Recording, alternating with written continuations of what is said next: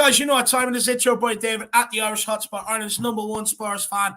And this morning, we bring you match day live as Tottenham take on Brighton in what I think is the last sort of gasp for top four. For me, it is a must-win game. But as you can see, we are joined by the one and only Paul from Down Under. Paul, how are you keeping, my man? Yeah, not so bad. You sound much more enthusiastic about this game than me, man. No, do you know what it is? I love game day. I'm well aware of what's going to happen this afternoon, but I just love the build up to games. I love it. Yeah, true. Well, we'll see how we go, eh? I always get excited as well. It's weird, eh? It's all shit, and then the whistle goes. It's come on, you Spurs. Yeah. It's that sort of tribalism. No matter how shit they are, I don't want to lose to anybody. No, I really don't. Paul, just quickly, do you know much about this Scott Munn? What's your opinion on it? I've never heard of him, man. Never heard of him. But I had a quick look at his CV, and there's a few red flags for me. There's not much football in there. Sydney Olympic Arranging Committee, that was just a job for the boys, cronies. So I suspect he went to a private school and his dad's either a politician or a senior police officer. Not a lot really there to excite me. I don't know. Australian sports administrators generally aren't that great. But, you know, he did some work with the NRL, AFL. I've never heard of him. Did some work with Melbourne City. Never heard of him. So I don't know what he was doing there. And then he's been working in China for a bit. I don't know. It looks like another snout in the trough to me, but maybe it's a replacement for Paratici. But he's Australian, so if he gets Ange Postecoglou in, then he's worth his weight in gold. I'd say a lot of you Australians were running down to the bookies yesterday to get bets on about Ange 1,000%. But there you are, guys. There's Paul's opinion down from down under. Let's see what this guy could do when he comes in. But honestly, I tell people, please don't give Scotty Too Hotty, aka the Monster, any nicknames, because we do want him to have a chance. Because you know when we put nicknames on him, they don't seem to get that time. But Mia, so I can't call him Southern Cross Mun then. No nicknames. We don't want this guy. Okay. You know, we don't want debates going around going, is this guy really hotty? You know what I mean? We don't want that. Mia, how are you keeping, my dear? Yeah, not too bad.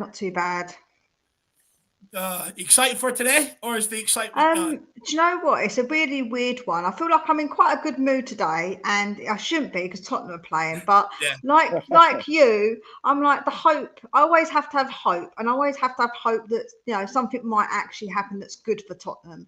And I've been doing it for like 30 plus years, so I'm not going to stop now. I might as well carry it on. May as well. Let's see what today brings us. I'm not holding out too much hope, but like you, I do get up for game day. Let's see which early risers are in the chat with us. We've got Wembley 1. He says, morning, everyone. I think all the elements are there. First home game since contest departure, the change petition, the Munn appointment, and the likelihood Brighton will ruin us for it to be a toxic atmosphere. Yeah, look, I wouldn't surprise me if it is. I said this yesterday. I know Stanini called for the fans to get behind them, or get behind the team. And usually, I would always urge everyone to answer the call. But, this time around, it's kind of like, these players have been encouraged all season long by fans up and down the country, Europe-wide, at home, and they haven't responded. So, if you're there, fucking boo them. They deserve to hear it, how unsatisfied the fan base is. Wayne Bonner says, morning all. Hope you're all well. 3-2 or 4-3 to Spurs today. Hoping it's a cracker of a game. Don't do it to me, Wayne. No, don't do it to me. Don't get me pumped up like that, my man. Look, it'd be nice to see the win today. Sadly, I think it's going to be a bit of a tough game. But we have beaten them the last 2 times we've played them, my man. Adrian Cheetah says, big up, lads. Watch John Wick 4 or the Brighton game.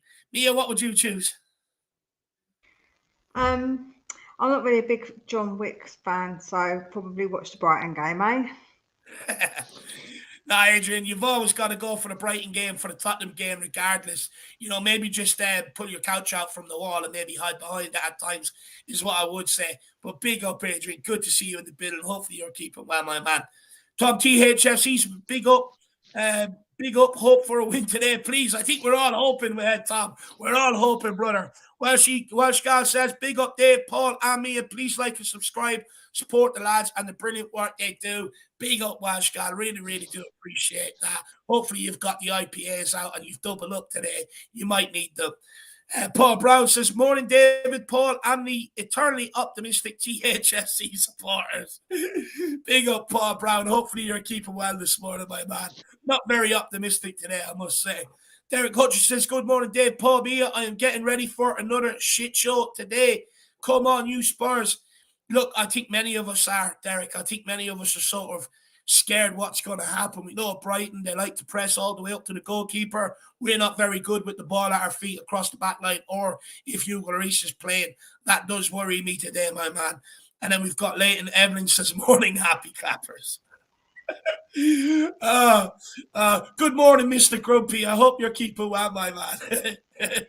And then what are you going to say?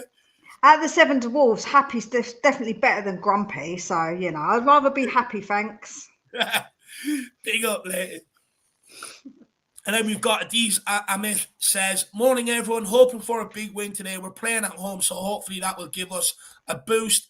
But we have been poor even when we're leading. We just sit back and allow pressure. Absolutely spot on. Even if we go 1, 2, 3-0 up, like we've seen over the last couple of weeks, it really doesn't matter. At the end of the day, we're capable of giving it away. Today, look, we need a committed performance. It's that simple. And, a big part of the reason of these is we can't keep the ball. We go 1-0 up. Everyone gets nervous. You can see it in them. Start misplacing, simple passes, not getting the ball under control, taking 4 or 5 touches to do that. They're hitting passes to people that are, putting them under pressure, and it's kind of like the weight of the pass, or it's bobbling everywhere. We just get nervous and just throw it all away, my man. It's not good enough. Nowhere near good enough. And then Brian Dempsey says, big up Dave in the panel. Here we go again. Need a result to start. Loving my club again. Come on, you Spurs. Look, I think many of us are in the same boat, my man. We all need a result. Everyone needs a result. It's sort of a pick-me-up. Hard to see it coming today, though, brother. Really is hard to see it coming today.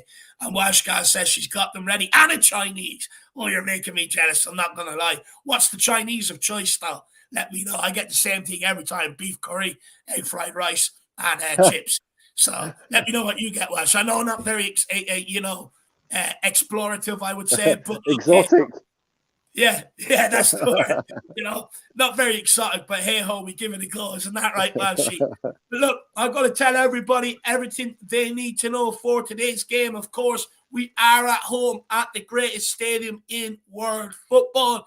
Shame we don't play like it, but it is at the Tottenham Hotspur Stadium. Kickoff is at 3 p.m. Referee is Stuart Atwell. VAR is Michael Salisbury. Hopefully they actually know the rules of the game and how to do their fucking job today. That would be nice.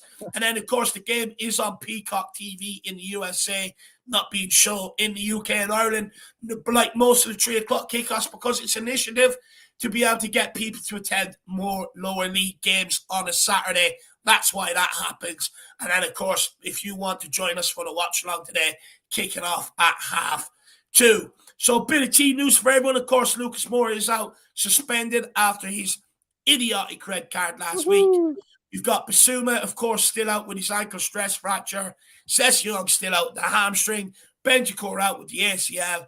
Ben Davies out with the hamstring. Emerson out with the knee. And Richarlison out with a knock. So a nice, long, healthy, not healthy, nice, long injury list there for us to contend with. Send them to the physio. Well, don't do that. It seems like anytime they go there, they're out for twice as long. I'm not sure whether they're helping them or hindering them at this point. And then for Brighton, they're missing, of course, Adam Lallana, Jacob Mo, and Jeremy Saramento. So that is all the team news for everybody. That's everything you need to know. Those who are just coming in, make sure you absolutely obliterate that like button. We're in a constant fight with that algorithm. And I like being a champion. So make sure you smash that like button. Also, feel free to smash that subscribe button.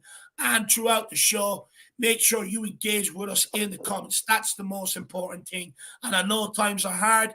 I understand it. But if there is anybody out there that wants to and can afford to help support the work that we try and do here, feel free to make it a super chat or even grab them channel memberships. Let's welcome a few late people in. We've got Chris Hinton. Good to see you. Paul looks like the chess legend, Paul Fisher. Maybe it's him in disguise, man. And maybe it's him in disguise. Fisher. Oh, in his later years, yeah, I get it. I like being a champion too. I just give this a little polish and just put it back on my. There we go. He's polishing his pawns and his kings and his queens there below the camera if you can't see him. Big up, John. As long as I'm not stroking the bishop, we're all right. Oh, I love it. Love it. Big up, John Fitzpatrick. Good to see you, my man. We also have Crankshire91. Got to add a cheeky pancake roll on that order, Dave. Do you know what? Never had it, my man. Never had that. Let me know what it's like. You know, I envision pancakes being with like berries and chocolate and syrup. So let me know what that's like, my man. And Anthony Lynch says, no, it's more like a pastry. It's like a pastry with filling. It's like normally I get the vegetable ones. It's filled with vegetable. You can get the meat pancake rolls as well. Do you know what? I might just try that tonight. I might just try that. And then Stick to what you know, David. Don't change the formula.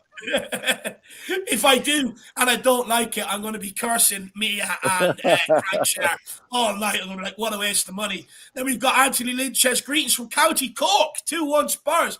Big up, Anthony. Whereabouts in Cork? Are you from the picturesque side or are you from like the built-up side, my man? The city and stuff like that. Legend. Hopefully you're keeping well, my man. And then we've got Liam says, hi, David. Postecoglou is incoming with the new Australian CEO. Look, Liam, wait and see. I know Paul's absolutely buzzing. Let's wait and see what happens. I reckon if we're waiting to the end of the season, maybe it is someone that's already in a job, my man. And Anthony's from West Cork. Lovely place, man. Lovely place, West Cork. From the right side, my man. You're from the right side. But look, let's get into it. Let's start getting into some of these hot topics. Paul, we'll start with you, my man. Third place, Newcastle, and fourth place, United. Currently have 3 points more than Spurs, and both sides have played a game less, so they have a game in hand. And Brighton are 4 points behind us with 2 games in hand. Is today's game decisive in the battle for top 4 for us today? Yes and no. I mean, I think it's already been decided, but I don't want people turning off your channel just yet. So yes, it is. It's do or die tonight. It's do or die. I don't know. We got 9 cup finals left. Yeah. And Stellini's still doing his process, whatever he's on about. Well, actually, he said he can't do it because of the injuries. Oh, okay. So, all right, it's going to be same old Tottenham makes me happy. Well, they have to win tonight, don't they? They have to win, not just for top 4, because I remember seeing a comment last time I was on, and it was someone who said they hated the term top 4, and I'm kind of with them. You just win every game you play. You try and win every game you play, and wherever you end up in the league, that's where you end up. If you're not first, who gives a shit, really? So I'm just hoping for a good game of football, but I don't know. If they don't do it tonight, then it doesn't bode well for the rest of the season. It is make or break from that point of view. If we don't win tonight, it's going to be an even more horrible run in. But if we do all right and we put on a show tonight, then, you know, I might be more excited about watching every bloody week. Yeah, I think that excitement has been gone for all of this season, or if not the majority of it anyway. Look, I get why people hate the top 4 term, fully understand it, but the reality is it's a place in the Champions League, and that's why it's being segregated. But I'm with you. Win as many games as you can. For me, top 4 should be a bare minimum, not the maximum, going into every season.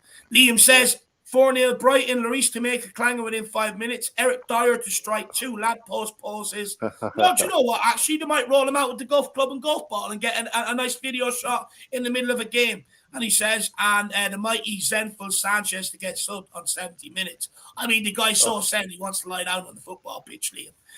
It's absolutely ridiculous.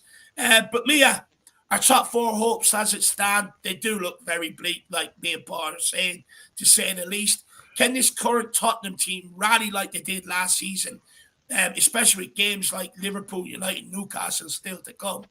But last season we were able to pull it together. I don't know. All I will say is, though, when I looked this morning at Brighton's matches, they still actually have got Man City to play, they've got Chelsea to play, Man United to play, and Man City to play.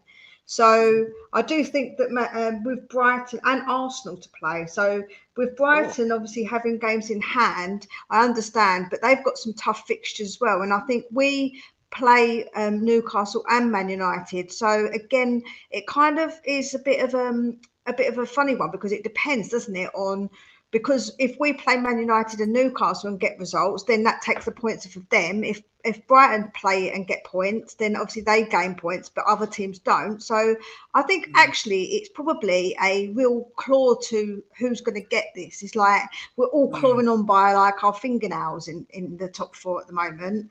So I do think it's like a one that can't definitely be definitive this year. I think this year the 2 that will be in it are Man City and Arsenal, and then the other 2 places I think are up for grabs, if I'm honest. And we're all playing each other, and there's a lot of tough games coming up. So yeah, I'll never say never until it's mathematically impossible. So I've always got to have a little bit of hope. I have to have hope. Yeah, look, we all have hope, but sometimes it's the hope that kills you, me. It's the hope that kills you. But Paul, do you agree with me there, where it's kind of like, you look at a lot of these teams still all have to play each other. So is today as definitive as maybe someone like me thinks, where it's like, if we lose this, I don't see us pulling ourselves together with what's gone on. Like last year we were together, this year we're fractured. I don't see us pulling ourselves together. But do you agree with me that there's still a chance, still a hope? Yeah, well, that raised my eyebrows. I hadn't checked out Brighton's fixtures, and they've got worse fixtures than us.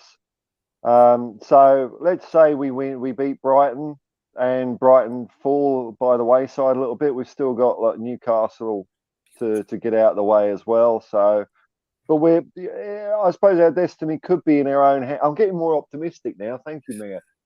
So our destiny could be in our own hands, because we are playing Newcastle United. So you never know. It's a funny old game. I mean, nine games to go. Still, it's a fair old chunk of the season, isn't it? It's like nearly a quarter of the season left. So maybe it is premature to say we've got no hope and all that. But they haven't given us many signs of hope. That's the thing. The way we've played this year. Are we suddenly going to start turning it around? I don't know. Is it too late? Maybe if Ryan Mason puts Stellini in a little cupboard for a while and sort of takes over, maybe that would have more effect, because I can't see us, winning with this Conte light ball, with a stunning cameos by Davinson Sanchez in the 70th or 80th minute. But yeah. Oh, well, I'm feeling a bit better. Thank you, Mia. There you go. I'm the little ray of light sometimes. I try and be positive and look on the bright side of things, because otherwise life would just be like Eeyore. You'd be walking over a dark cloud over your head, and I'm not like that kind of person. So I try and look at it maybe from like let's be, try and think we can have positivity. I know people call me a happy clapper, but stuff it. I'd rather be a happy clapper. There's nothing wrong with being a happy clapper at all. I don't. If people, if anyone's getting a bit of joy and happiness out of supporting their football team, who's anyone to piss on their rainbow? Fair point. Fair point. I don't know how you can get joy out of this season, but fair play to you if you find it somehow. But Paul, also people are saying, please don't mention cup finals around here. No. We've always got next year for that. Adrian Chia says, no offense, but why would they play, or why would the players turn up today? Yeah, look, I don't see it. I don't see it. For me, I think there's big fractures in that dressing room right now. And look, I'm only hazarding a guess from sort of quotes that I'm reading and stuff like that. It does to me maybe seem like there is a bit of a divide in that dressing room that wasn't there last year, and I think that's why we're sort of seeing the performances we're seeing. I think that's I think that's why I think we're going to see much more of it until the end of the season, to be honest with you. I just don't think there's any togetherness right now, and I don't think there's any leader in there to sort of to get us to pull together either. So for me, that's why I don't see it happening today, Adrian. But anyway, even if they do turn up, they don't practice with the right ball anyway. They practice with every other ball apart from a fucking football. So, even if they do turn up, why would we even, expect them to execute the basics of football? Well, it's absolutely ridiculous. The warm-up should be Harry Kane at one goal, Eric Dyer with the other, and they should just start chipping the ball down the pitch to each other, because that's all they fucking care about is golf. I'm sick of it. I've absolutely had enough of it. You had Eric Dyer moaning, crying, "Oh, my golf buddy Doherty's gone," and now he's sitting there promoting cards, and he's more skill and control with a golf ball than he does a bloody football, and it's harder to do it with a golf ball. It's ridiculous. Anyway, big up, Adrian. Really appreciate it. Speaking of late cameos by Davinson Sanchez, here's Jack.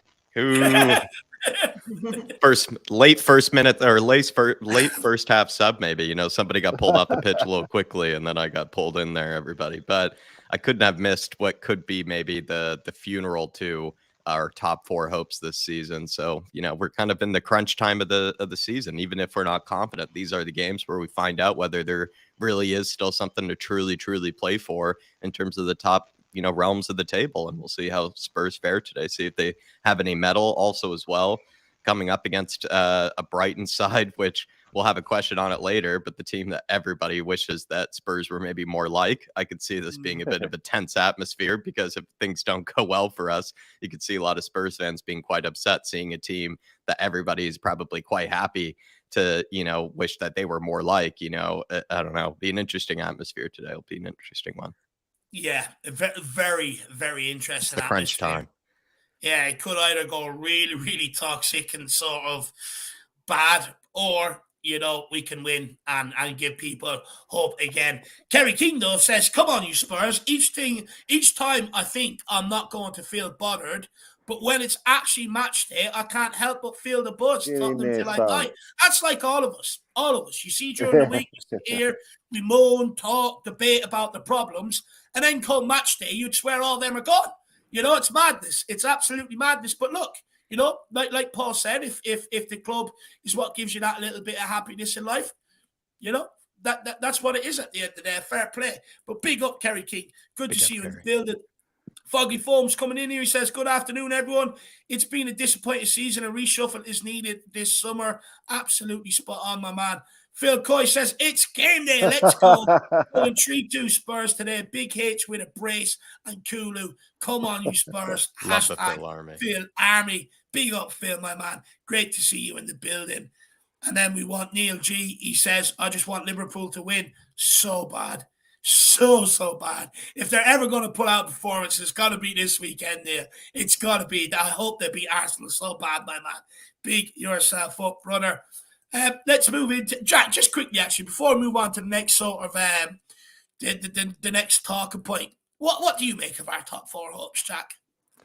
Today a must win for you. Is it do or die today, or is that a bit of an exaggeration? Yeah, that's what I kind of poorly tried to maybe start off. And I know I didn't want to, steer the conversation a certain way, but I appreciate it, Dave, because it is what kind of has been on my mind probably for this game, where I feel like you and I were, once Stellini and Mason were hired, our top four hopes definitely were sort of shattered in a major way, just because it then meant, at least to me, it was more on the players to try to get us in the top four than it really was going to be some manager that was going to tactically innovate the team or somehow save the system to get us into the top four. It's going to be more on the players to try to push themselves there. And this season, they obviously haven't been very accountable. So it really was probably hard to believe that they would be able to hold themselves accountable enough to get into top four. I feel like now these kind of last games, sort of where they did drop a lot of points previously, where they really shouldn't have, these are kind of games that they just have to win, pretty much have to, I think, in order to really sustain any sort of type of fight for top four. So there's a bit of clarity in that, I guess you could say, like knowing what you need, knowing like what sort of state you are in the end of the season. Because when you're in the middle, in the beginning, you can drop points and you sort of forget about it down the road. But now you're in that stage of the season where you can't really forget about it. You know that you need to pick up whatever amount of points that you need today. And so I guess there's a bit of clarity in that. And maybe also the players know that as well. Do I trust them to do it? Not necessarily at this time, because just quickly, I think too, Dave, that huge run of pretty easy fixtures that you and I both thought maybe had the squad not fallen apart, that would have been maybe a good run of fixtures to pick up a lot of points in, so that maybe this wouldn't really be much of a must-win game, right? But the fact that they didn't pick up those points in those kind of easier fixtures before this makes this absolutely must-win, and makes a lot of the other games after this must-win.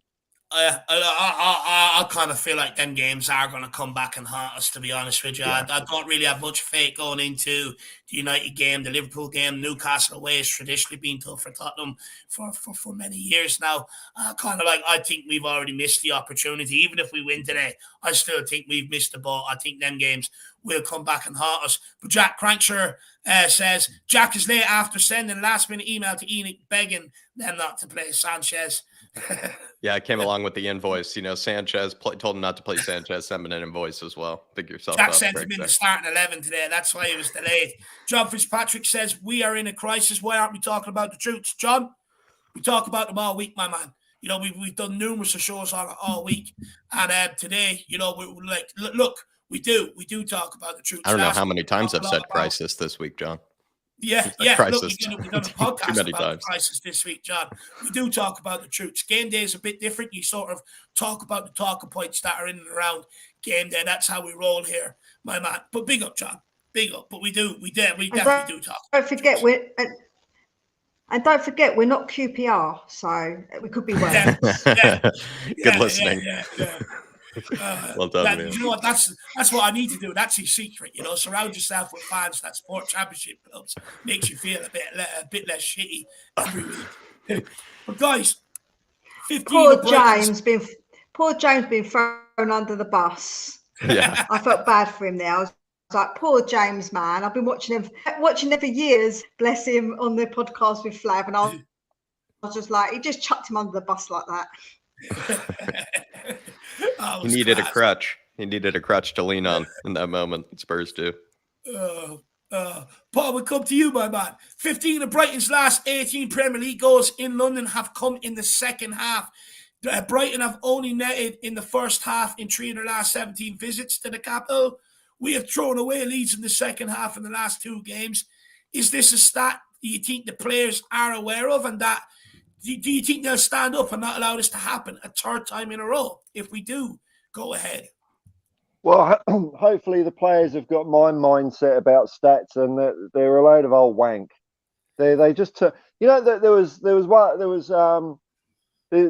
can see this thing on Google, and it says percentage chance of winning, and the number of times all it does is it if a team's 1-0 up, it puts them at 90% chance of winning. And then you get into the 90th minute and then they end up losing the game. So stats only tell you what's happened. They don't tell you what's going to happen in the next 5 minutes, next 10 games, nothing. Because those results will affect what the stats will be at the end of the season. They'll change the stats as time goes on. So, look, I don't think the players are aware of fucking anything, actually. And to be honest, I don't think they're that clued in, and it's just our luck that with a guy like Davison Sanchez that finds any excuse to fall over, why isn't he the guy that's injured? Why is it every other player, that trips over a water hose on the pitch or something like that? So hopefully the players aren't aware of that. They don't need to be aware of that. They just need to kick the fucking football about, don't they? Yeah, that'd be a fine chance, Paul. That's if they can see it. So, sometimes you'd swear they're wearing sunshades or something. They can't see the ball properly with them out. It bobbles around. But Mia, is this something that maybe I know Paul doesn't like stats, but it does look like they sort of go at teams in the second half. And you've seen the last 2 games. Second half hasn't been our forte. We've gone from second half FC to first half FC again. Yeah, no, I do understand that. But if we're going to use stats, actually, I don't think that Brighton have beaten a top 6 team since last year. So we could use stats and pick and choose. That's my problem with statistics, is that people cherry pick them to whatever narrative they want to sort of pick. I'm a bit with Paul. I'm not a major stats person. I understand it gives you some sort of view on the game, but it doesn't tell the whole story. So I don't really like to go with what the stats say, because football isn't unpredictable. So you don't know what might happen. So yeah, I think that we can look at those stats and maybe observe and try and take into consideration, but I wouldn't say they are the whole picture. Yeah, Mia's right there. If football just followed the stats, no one would watch it. It'd be predictable, wouldn't it? True, very true, very true. But look, let's wait and see. I think it's one that I pulled out. I think we I hope them players are sort of aware of that, especially with what's happened the last 2 games. I definitely hope they're aware of it. But look, here is a stat no one can argue with, and I am believing in, and no one's going to tell me otherwise, because it's something I've been banging about all year. Spurs have conceded. We start with you on this one, Jacko. Spurs have conceded 41 goals. I'll repeat that. 41 goals in 2022-23 season, which is already more than they did in the whole of last season. Is this due to poor tactics, lack of quality, Jack, or a lack of winning attitude? Or is it just bad luck? Each and every time just didn't go our way, Paul. We just didn't get a fair shake. Rub of the green. I mean, well, be honest. Don't get me started on the refs this season. They certainly haven't helped us. But Dave, this is where it does come down to what we spoke about on the podcast, where Carragher did sort of say, why are Spurs falling out of top 4? And as much as I do think leadership is a huge problem in this squad, and I do think backbone is a huge problem in this squad, I do think a lot of it does just come down to quality and a lack of quality in certain areas. Because when you have a player like Harry Kane, who's basically the best striker in the world on one side, and then you have Eric Dyer and Sanchez starting in a backline on the other side of the pitch, and Hugo Lloris this season, let's be honest, who's been just as atrocious as the rest of them. It really is just, like I said, world class on one side of the pitch, clowns on the other side of the pitch. And then that does lead to an imbalance. It does lead to there being probably huge inconsistency, because you could see, Dave, if you were, let's say, a much worse player like myself, for example, and if you were playing with players like Harry Kane, I think every now and again, I could imagine, I'll put up a much better performance than I usually do, because you're surrounded by these better players. Maybe things are kind of stringing along a bit better than usual. You get that confidence. Maybe that's sort of, like that extra adrenaline that maybe you're used to that kind of pushes you through games. You see League One sides. It's part of the reason why they're able to take on those Premier League teams is, right, they're up for it on the day. And I think that's what kind of is the case with these players, is if they're up for it, maybe they have a better chance of beating the side in front of them. If they're not up for it, they don't have the quality to carry them through the games, to beat the opponent, it seems like. And so then we seem to crumble and look like a complete shambles of ourselves. But then after that performance, Harry Kane, other players that are maybe of the more quality, probably do try to pick up those guys, and then they do get back on the page only to fall apart, the week after, again. It just seems like that explains probably the inconsistency of this team this season. Is just there were huge players with huge quality in some parts of the team, and then there are players with desperate lacks of quality. I mean, you have to look at the facts this season when it comes to guys like Hugo, even Dave. Hugo Lloris has basically been one of the worst goalkeepers in the league this season. That's what we've been dealing with. Eric Dyer, at least in my opinion, when we've been watching him, has been one of the worst center backs to watch this season. And so when you do have to take those into consideration, there's a huge imbalance in the squad. That huge lack of balance in terms of quality leads to inconsistency. I would say too, though, tactics have definitely been wrong from time to time as well. Not saying that tactics have never played a part. They absolutely have. There have been times when we have just been asking for it, and there have been times when we should have been pushing for it, when we have been sitting back. But I don't think Antonio Conte, a guy who has a huge reputation for winning league titles as well as making very solid defenses, has all of a sudden forgotten how to do that when he's gone to Spurs. It would seem more likely that maybe the quality that he had at his disposal wasn't very good. And last point, Antonio Conte actually got better out of Sanchez, Dyer, Davies, etc., than Jose, Nuno, or even really Pochettino did, because Pochettino never even had to use those guys in the first place. Craig Bowler, I hear you, my man, but the reality is many people wanted to see attacking football, switching to a 3-5-2. We've done at times this season. It's absolutely a lot less attacking. You know, it's boring, actually. We're shit in the 3-5-2. My man, absolutely crap in it. But I do hear your point. We do need to sort out something. We can't just keep shipping the amount of goals we are, or how giving away the amount of shots on goals we are, my man. But Mia, where are you at with this back line? Do you agree with Jack? Is there anything you disagree with? And what is the main issue for you? So I'm going to give you another quick stat, is that Brighton, who are below us, have conceded 34 goals, and Man United, who are above us, have conceded 37. So we're not the only team in the league that actually has been really inconsistent with conceding goals. So I think we sometimes put things into a bit of perspective occasionally. Other teams haven't conceded as many goals. I agree with you. But when Man United are above us and they're not actually that far behind us when it comes to it, you can see that this league this year have been very... But my point is that Man U, who are above us, haven't conceded, have nearly conceded not far. So my point would be is that the league this year has been quite inconsistent. It has an inconsistent league this year. But our back line, of course, we all know that the back line needs to be improved. There's players that needs to go. We need to obviously, I feel like it's something to do with, I feel like Lloris gives everybody the heebie-jeebies. As soon as he kicks that ball out, he's so nervous that he just makes everybody nervous, because he makes me... I told you the other day, I hold my breath when he kicks that ball to people, and then when he gets it back, I hold my breath, because I'm a bit like, don't do that. But when I see other goalkeepers do it, I partly just Tottenham, oh my God, why are they doing it? Then I remember it's not so right, you know, like it's not like watching the race. You think like it's not normal for goalkeepers to be that nervous. It's really not. Like he is, I think he is not the start, but he's the one who, like if you shoot the bottom of a tree and it goes all the way up, doesn't it? Like when you're shaking it, that's what Lloris is like. He's at the bottom of the tree shaking it, and then he just makes everything else shake above him. So that's the way that's how he like makes everybody a little bit nervous in that back line. I'm not trying to say our back line's good, but I'm just saying that he definitely makes it worse. Even Romero, he passes the ball to Romero and like gives him a silly pass, and then Romero panics because he's like been in a bad position, and then and even Romero's he's a good defender, and he makes him nervous. So you know, I do think Let's say we had conceded with a little bit of the way Lloris is, because when.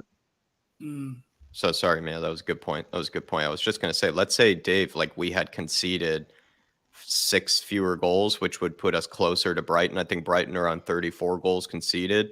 We would have a greater goal difference than them. They have the 4th best goal difference in the league at this moment in stage. So that, you know, everything really goes by goal difference, because it's also how many you concede, but how many you're able to score, especially if you're in the top 4, you need to be able to put a lot in the net. Spurs have had no problem scoring goals this season. And as you even can tell, a team like Brighton, who have been praised continuously to high heaven for their scoring and for their kind of beautiful play, Spurs have scored still 2 more goals than Brighton have this season. So if we had conceded just 3 or 4 fewer goals, then we probably have a similar goal difference to them. It's not conceding 3 or 4 fewer. It's the consistency of defending. I know Mia brought up Man United, but realistically, Man United conceded 13 of them across 2 games. They have had a bit more consistency over the course of the season defensively. We haven't. We concede 2 or 3, you know, most weeks, most games, and it's not good enough, and it's not sustainable. When it comes to United, they conceded 8 back-to-back earlier on in the season, and then they conceded 13. Yeah, theirs is inflated by those 2 games. Their defense is more consistent, and we've got to stop doing this at Tottenham. You know, I keep speaking about it, that it's about the consistency of your backline. You know, it's about the consistency. We do not have that. We've conceded the most inside the top 10. Yeah, we're going to be averaging close to 2 goals conceded a game by the looks of things by the end of the season. Not good enough. No, it's not. I mean, yeah, that's and some of those goals are definitely down to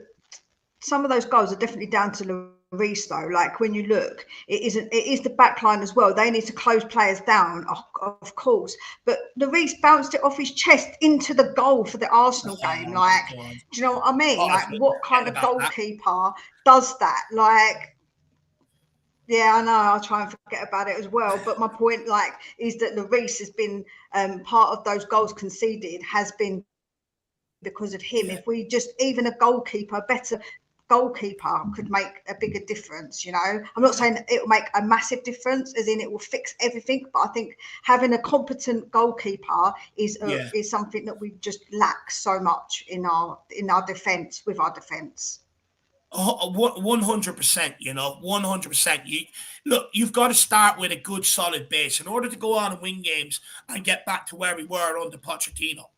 You've got to have a back line that's consistently good. You've got to have a goalkeeper that if they do penetrate that back line, he can pull you out. And I agree with you, Mia. You know, we've got to get a goalkeeper in here, and we've got to get 1 or 2 centre-halves in here, because the reality is, if we conceded a lot less goals, we'd be closer to the top of the table than what we are in the Champions League race right now.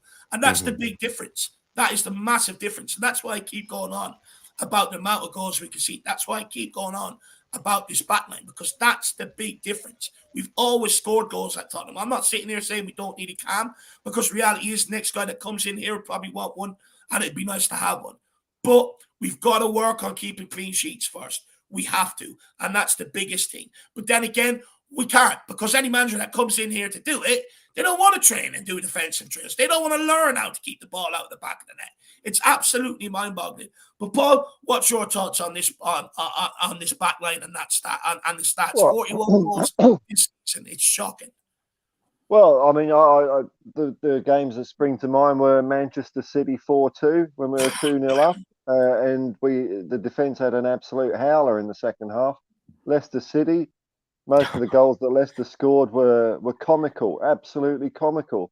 And then last week playing Everton, where it wasn't directly a defensive thing, but what Mia was saying, I agree with. It all starts with Hugo. When he starts getting jittery and under pressure and starts flapping about at the back with the ball at his feet, then it just spreads through the rest of the team. So I remember Bournemouth and Leeds were not fun ones either. I'm not Bournemouth, even thinking about those now. That's just Arsenal. 3 games I mentioned, and we got 1 point instead of 9, or 2. We get 2. Yeah. No, we got 1 point instead of 9.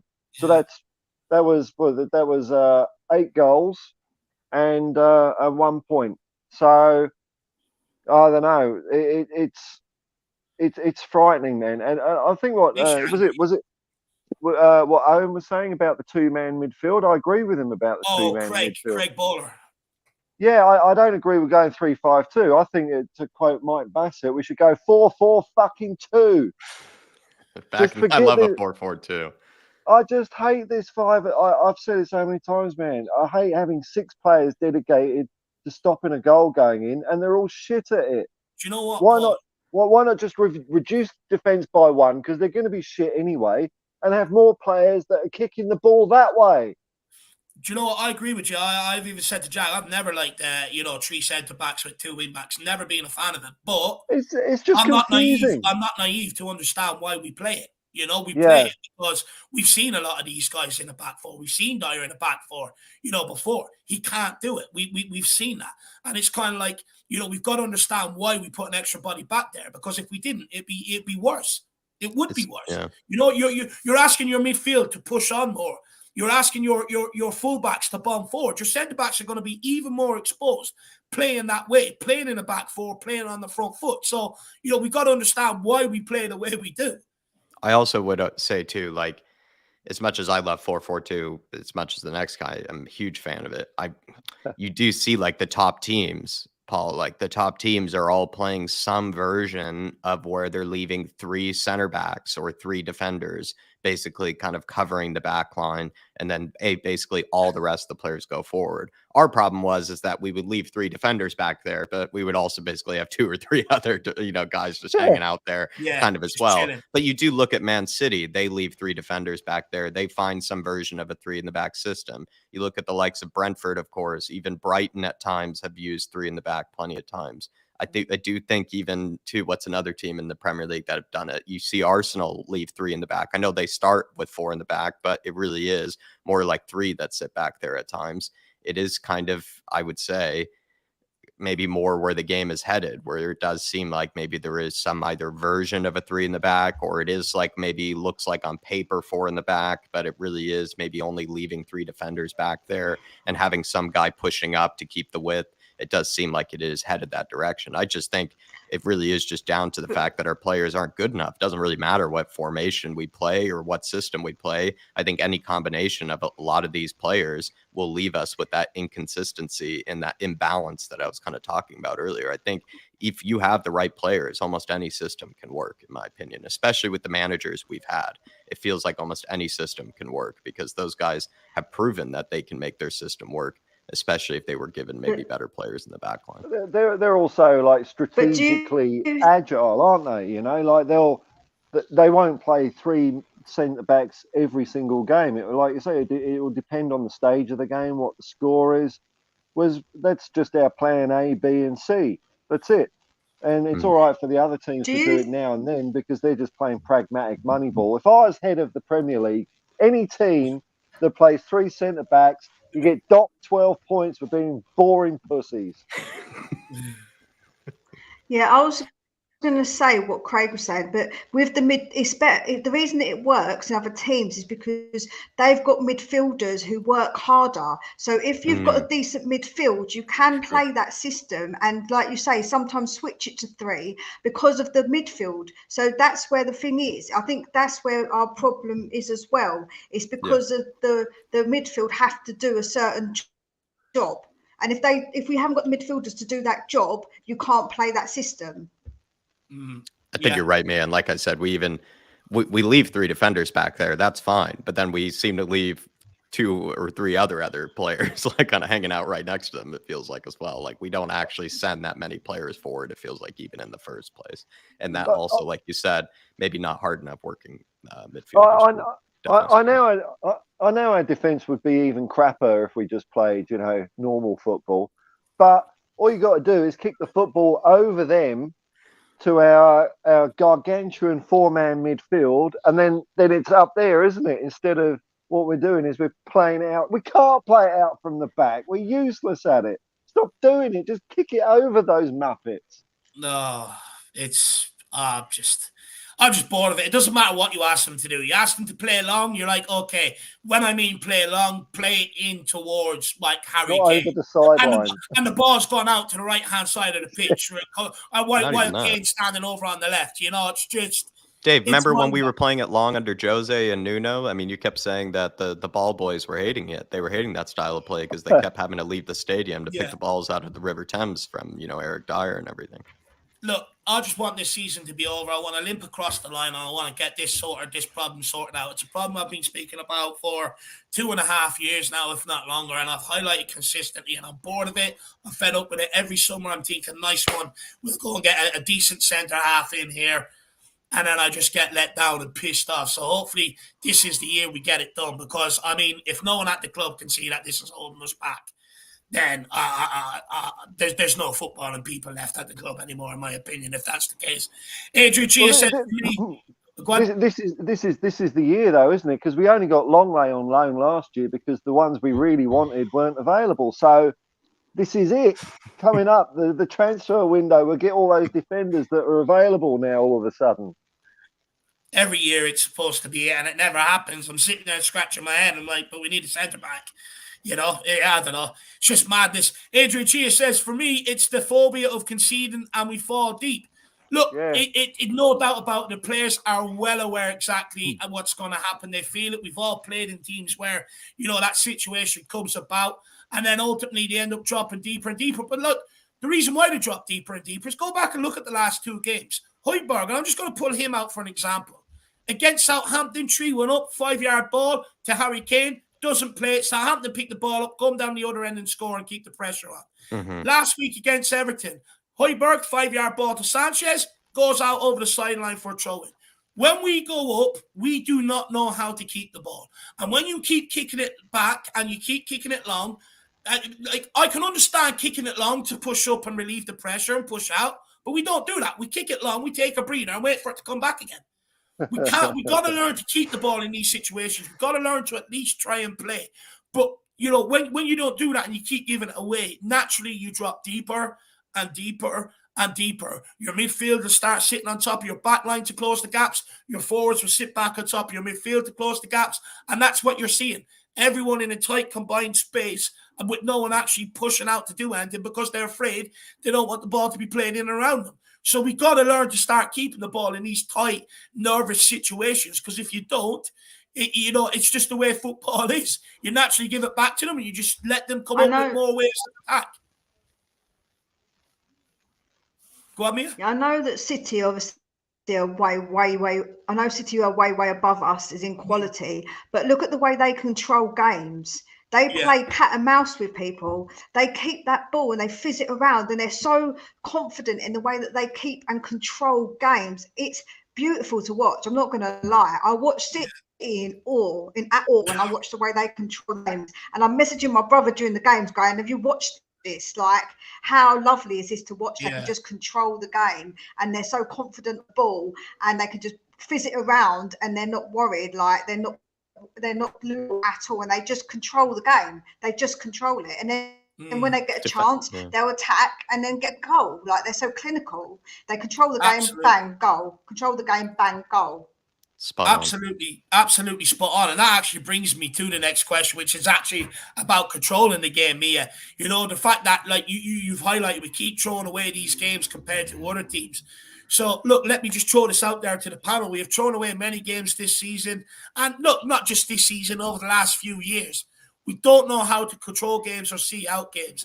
Is this on the players or is this instructions on management? Because I've got back and I've done some digging and research on this.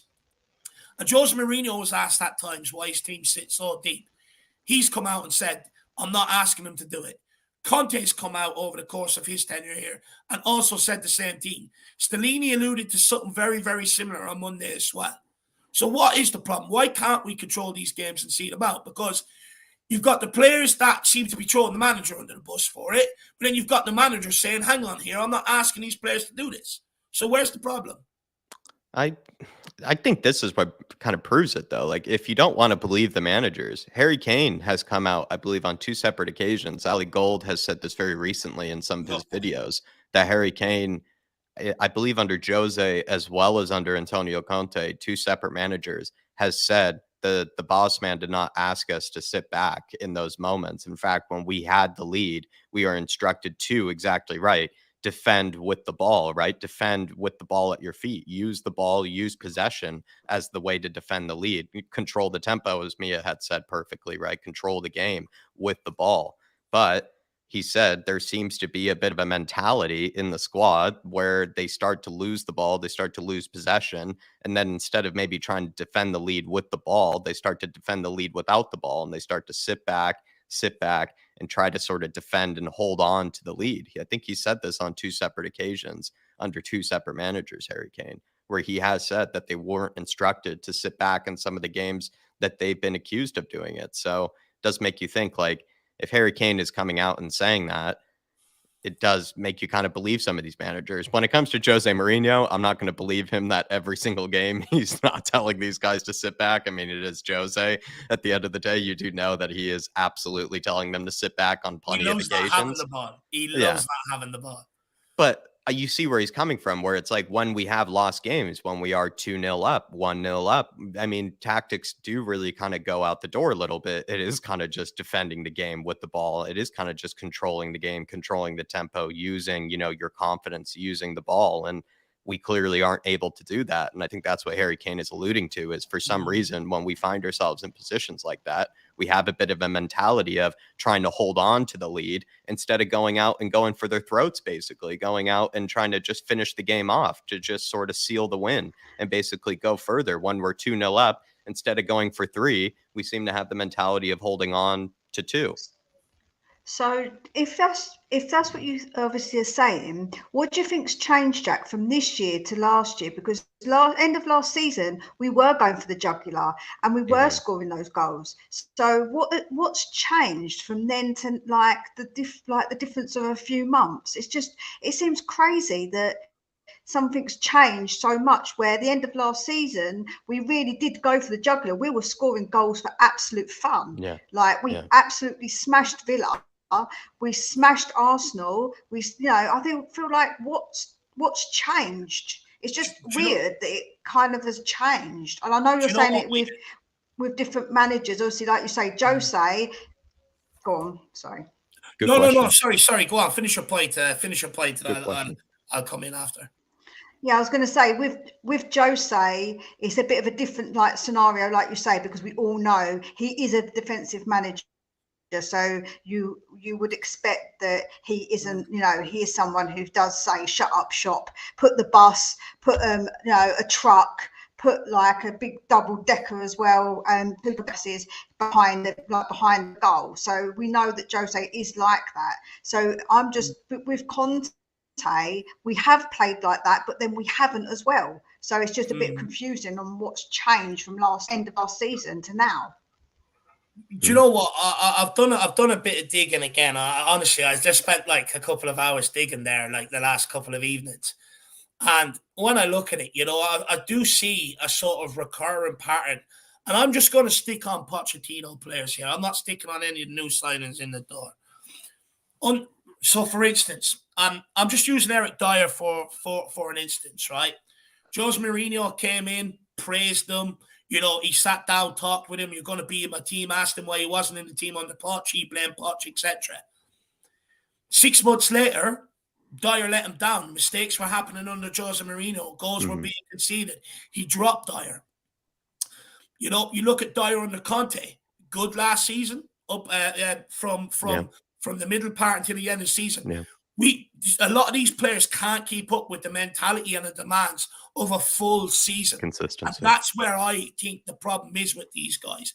They could do it maybe once a week, like we seen last season, 1 game a week, they can do it. But when the games come in thick and fast and you're asking them to do it weekend, midweek, they cannot do it.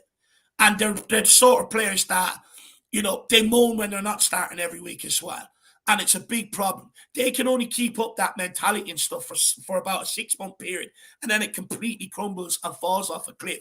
I was reading back up on the Jose Mourinho time. And by the end of it, Harry Kane was the only player that actually stood by Jose Mourinho. Everyone else had turned. But before that, Eric Dyer was licking the whole off Jose. But because he couldn't keep up with the demands and the rigors of professional football, he turns. He done the same under sort of Antonio Conte. Antonio Conte's bigged him up, but he's let him down. He's completely let him down. The performances start turning. Same with Ben Davies. He can play a good period. He's a bit more consistent than Dyer, maybe a bit more solid. But the reality is he also can't do it week in, week out. And we've got too many players that have been here for too long that just can't do it. It's a mentality problem. It's a mentality issue. They just cannot keep up with the full demands of being a winner every single week.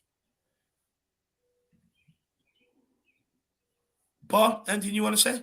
Yeah, I think some of it comes down to this phrase game management, which is a phrase I can't stand. Like if you're 2-0 up at half time in a game, why not keep doing what you're doing and go 4-0 at full time instead of trying to be clever? This is what happens when footballers try and be a bit too clever, and what Stellini was saying about we've got to manage the game with the ball instead of without the ball. So we just for the second 45 minutes we just pass it round at the back foot without trying to attack. It's just ludicrous to think you can sit out any game. Really, it's a totally negative way of playing, and especially when we got the players we have that they can't pass the ball around at the back. And what you're saying about my good friend Eric Dyer, It's true. You can get maybe 6 good performances out of him in a row sometimes, and then he just goes to shit. Where he's just done enough.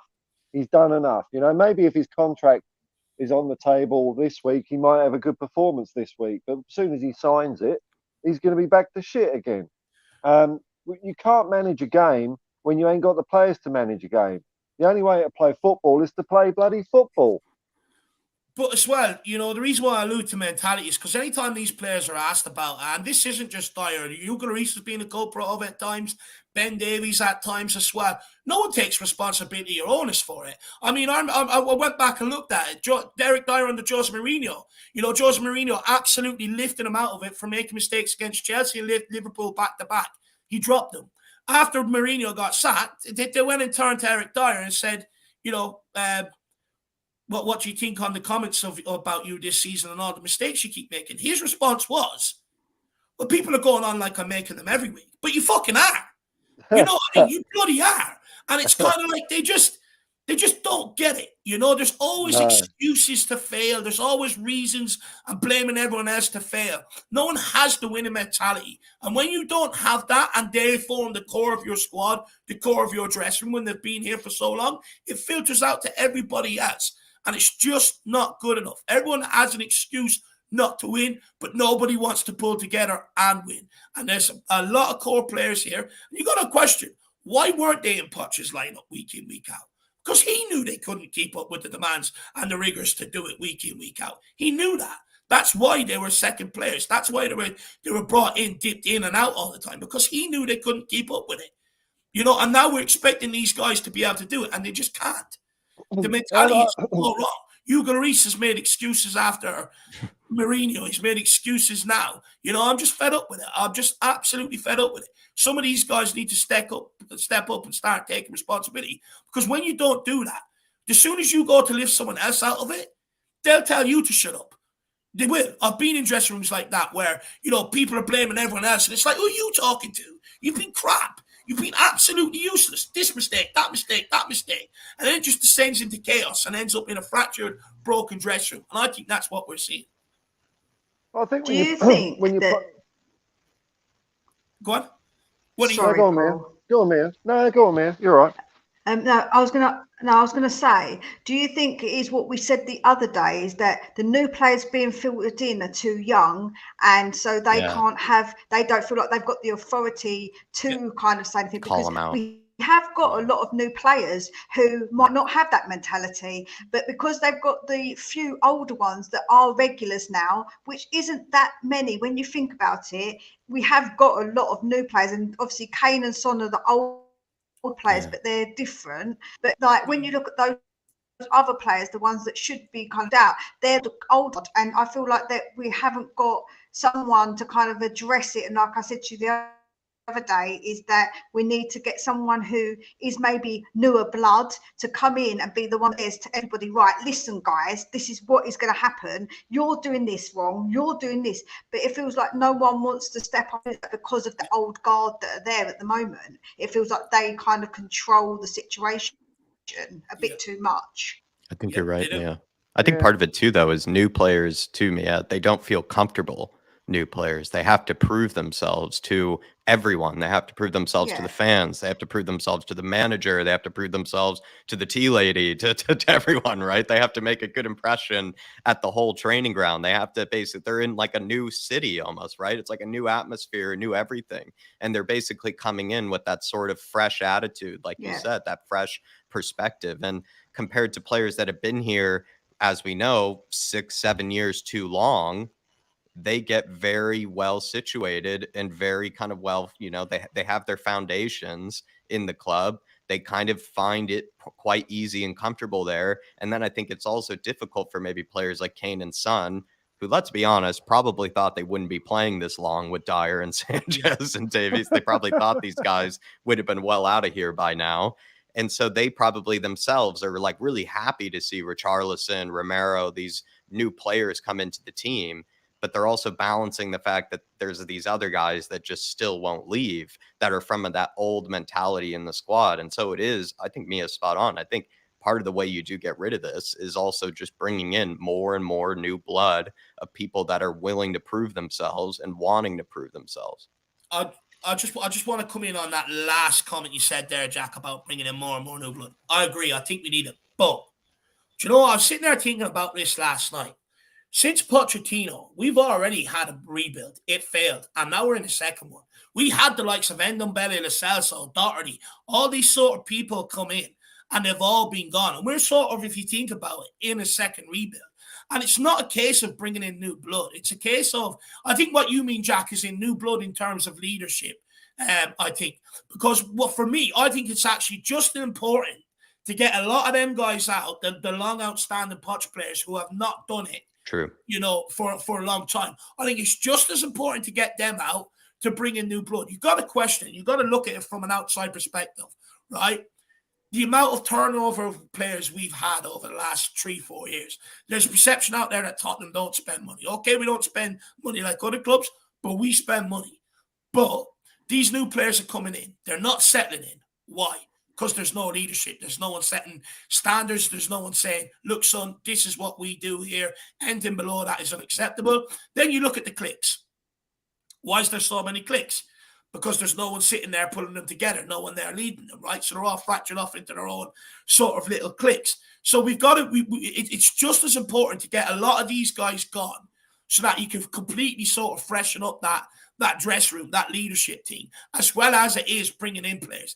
It is very, very important. Getting rid of players allows new players to step in as captains and leaders as well. Yeah. And then when you see the managers getting frustrated the way they do, when you see them calling players out in the press every week you look at it and you go, okay, that's not right. But why is the manager doing it? Because usually there's a captain or one or two or three in the leadership group standpoint nowadays that they can bollock the squad for you. But it doesn't seem to be that at Tottenham. And that's why the managers then feel they need to do it every week in the press. And that's why we see what we did under Jose Mourinho, under Conte, because they know what it takes to win. They get frustrated with the lack of leadership and the lack of winning mentality. And then that blows up. So just as it is important to keep bringing players in here, it's very important you get them players out. But sorry, Pat, you've been waiting a long time. I know you had something to say. No, the thing you're saying about, players blaming each other, I think 3 at the back leads to that as well. When you've got 2 centre-backs, it's pretty clear if someone stuffs up whose fault it is. Whereas when you've got 3 bodies in that area, you can say, oh, well, you should have picked him up and I was going to do this and all that. It's far more ambiguous. But also, the culture at Tottenham doesn't seem to, these players that have been around a while, they've just got guaranteed places, haven't they? Like Hugo Lloris should not be playing tonight. I don't care if he's captain or whatever. I think Fraser Foster has been more steady in that role than Hugo. But we know Hugo's going to be playing, don't we? That's just the way it is at Tottenham. It's not good enough. That's not good. We will actually get into that. I'll just take a couple of comments here. Stevie Fraser says, hey, guys, I feel bonded with you like we survived a plane crash together or something.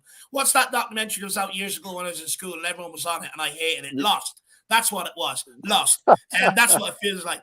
Only we keep getting in a new plane each week over again, like Groundhog Day. I love you guys, Stevie. We're just as much as you guys may feel bonded to us.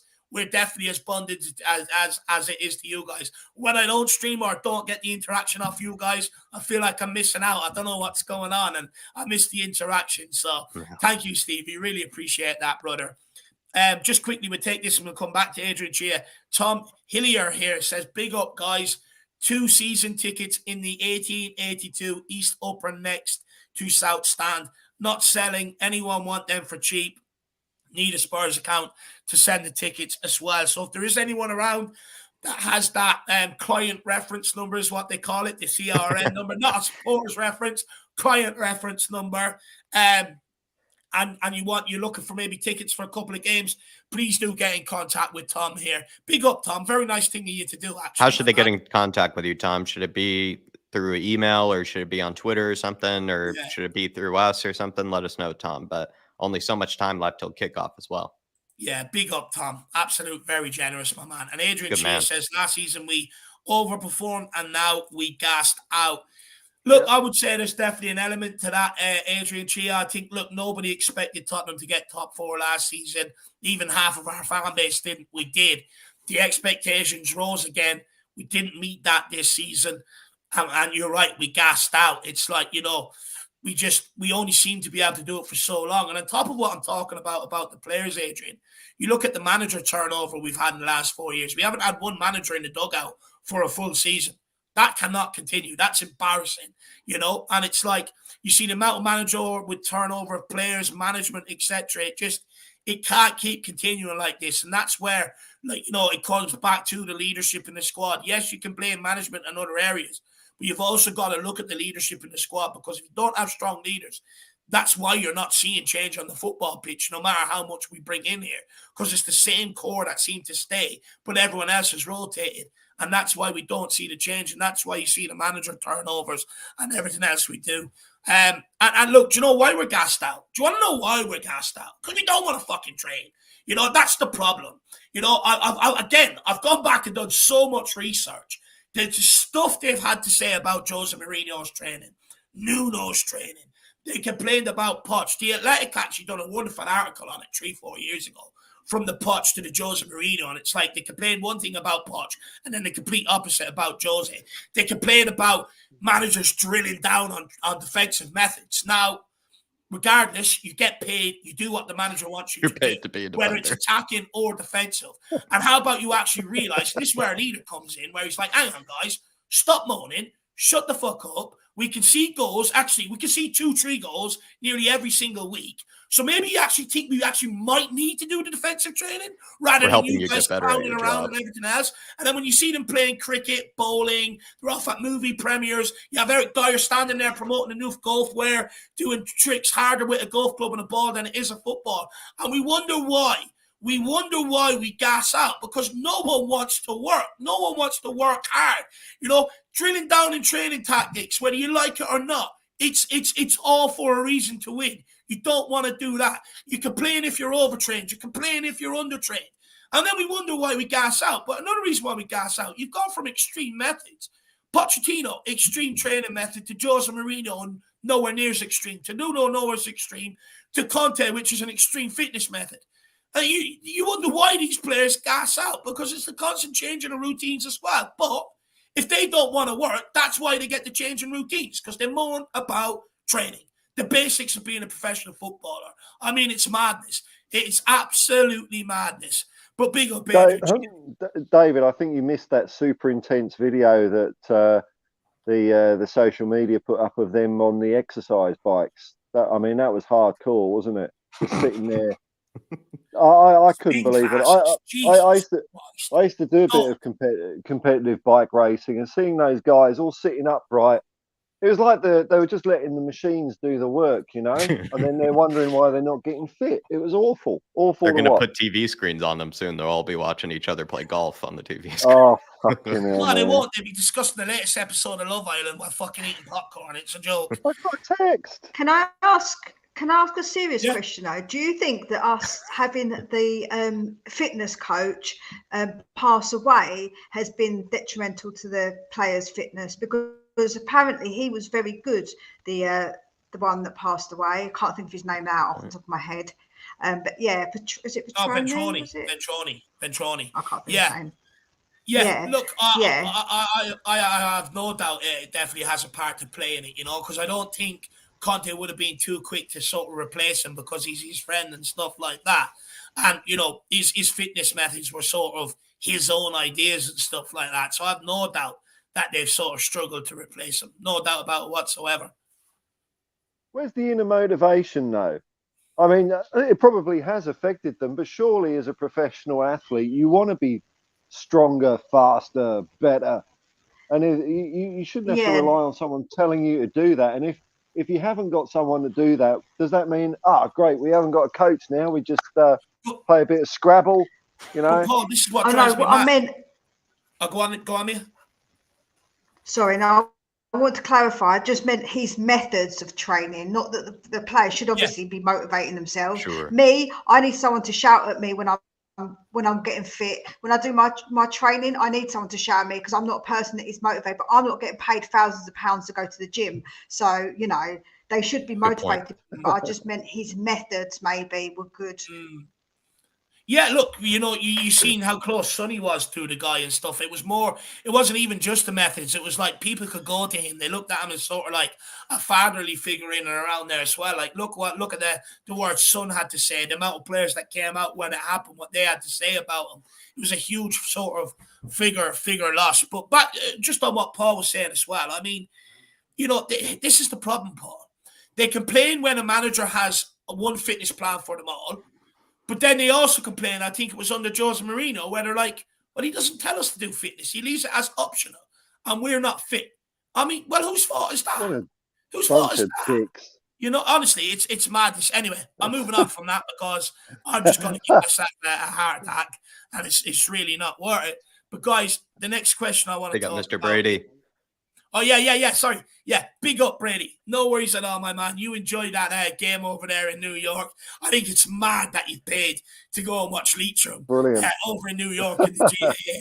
But look, hopefully you and the missus enjoy it. I know it's her trip every year and she loves it. So hopefully you two just have a good time.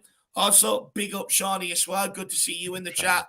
And I think Big Boss Man's in there as well. Mitchie Groves has snuck in. Neil Hartley. And I think Paddy Higgins is in there as well, along with Eddie Parsons and all the people that are still with us as well. Big yourselves up. Look, the next question I have, guys, the Spurs have won just one of their last 6 matches in all competitions. Simple question, and we'll start with me and work our way backwards on this. Have the players given up? I would hope not, because that's just not the mentality to have when you're a professional athlete or any kind of athlete. You don't just give up. Like, that's just ridiculous. It's not just about the money they're paid. It's about the personality. Like, to me, I'm somebody, if I'm in a competition, I want to win that competition. Like, I'm very competitive, and they should be competitive enough to not want to give up. Like, I hope not. I really sincerely hope not. I hope that they're not that weak mentally that they give up, especially because, as I say, we have got new blood like players in, so it isn't all just the old guard of players. So like, they have to have some motivation as well. So like, I hope that it hasn't kind of rubbed off on them, that they are thinking, oh, we don't have to be motivated because them lot over there, they ain't motivated. Like, I really do hope not. For my sake as well, because I might end up rocking up to Tottenham myself and having a bloody word with them. Strange place, though, Mia, to find yourself unmotivated when there is still something to play for. And they have had something to play for quite some time, and they've continued to bottle it. And if it is the case that they've actually don't care and they really don't, seem to have much motivation for it, I mean, that is strange, because it is basically the one thing that has been incentivized their whole time here at Spurs, which is get into top 4. And if they're unmotivated now to get into top 4, get out. Like, because they were incapable of getting across, getting past Sheffield. They, got easily, kind of knocked out by Milan. It was a dreadful performance on both occasions. So if this is all that's left really to push for, and the Carabao Cup we got knocked out in, so what else do they want to push for? Like, how could they even be on the beach? Like, there is something left to play for here. Like, they have top 4. It's been within their grasp this whole time. Like, Man United, Fulham, Brighton, all these teams have had times where they could have taken it from us, but weirdly they've lost games in the same weekends that we have, and it's just been kind of a competition of who can suck the least, it feels like, to finish in top 4. And Spurs, I don't know, Spurs should find themselves lucky to still be in it. And if they're still finding themselves unmotivated, like you said, or you hope it's not the case, Mia, but I don't know. It's just, they do have something to play for. It's not like they should be on the beach yet. It's quite sad if they've already given up. Even if you're in, at the bottom of the table and you've got nothing to play for, you've still got something to play for, because you've always got the game that you've got ahead of you when the whistle goes. That's what in like what Stellini said about 10 cup finals to go. You don't play the occasion, you play the game. It's a game of football. Go out and win it. That's it. Doesn't matter where you are in the league, how you've done in cups. You're going out and you're going to try and win this game of football. And if you're not motivated to do that, then take up fishing. Look, it seems to me they've given up, to be honest with you. I think when I look at the manner of the performance in That's the pathetic. Champions League, when you still had a chance to do Jeez. something at home, I think when you look at the Sheffield United performance, I think you look at the performance against Wolves, no reaction after the dismal cup exits. Then you look at Southampton, Everton, you're sort of winning the games, and then you absolutely just sort of crumble.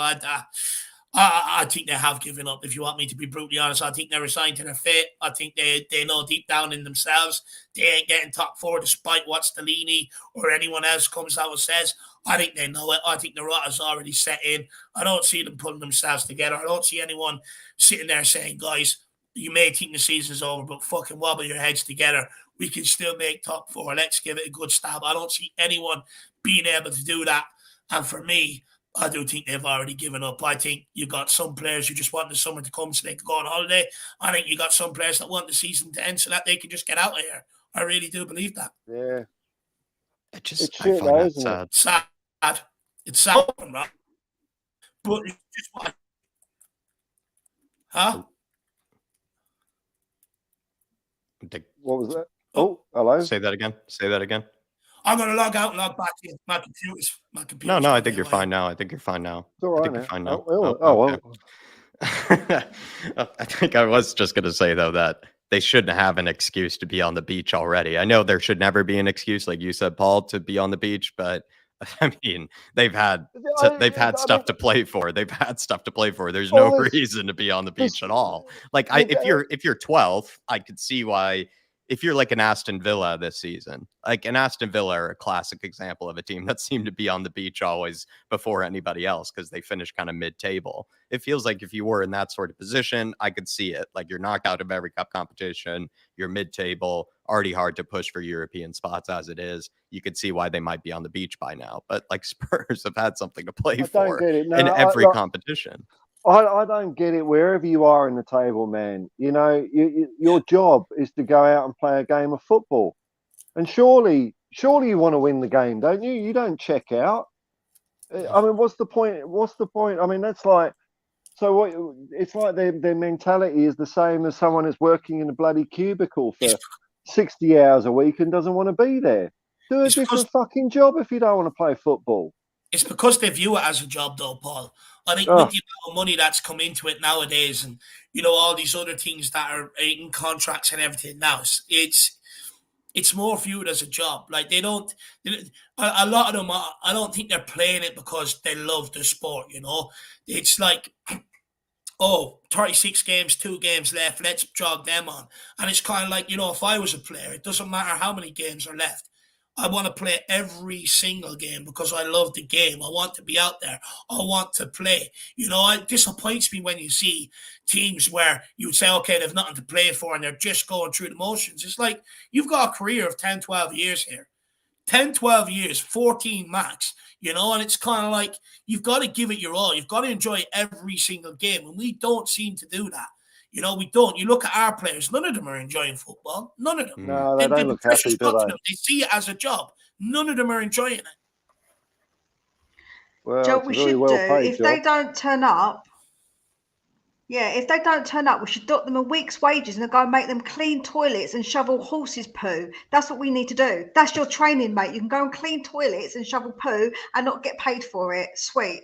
That'll teach you, innit? Like, absolutely entitled, the entitlement of them. I know we say it's not about the amount of money, but you should be motivated in your job enough to want to at least turn up and turn up for the fans, because we support them through thick and thin. We've supported them all for such a long time, and it's ridiculous if you support them for not a long time as well. It's ridiculous. We support them, we watch them, and they don't even have the motivation for us as fans. That's even worse, in my opinion.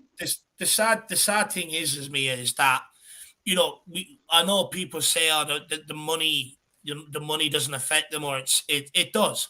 I've seen across multiple of sports where someone makes it, they get the big bucks, and all of a sudden that hunger, that desire, that drive to go that extra mile, it's gone. It's completely gone. Once people feel comfortable with this sort of money situation and stuff like that, it's like, Will I make that sprint that I would have made before? Nah, no need. You know, and it does creep in. Whether it's subconsciously or not, it does creep in. For example, look at Conor McGregor. The guy had absolutely nothing going into the UFC. Done everything he could. As soon as the money started rolling in, the big money came in. Now you're looking at him tapping out of fights because he doesn't have that extra mile in him that he had before. Look at Dele Alli at Tottenham if we want to get closer to home. A guy didn't have anything, got the money, all of a sudden, tails off. Completely no motivation, lack of work ethic, this, that, and the other. And it happens.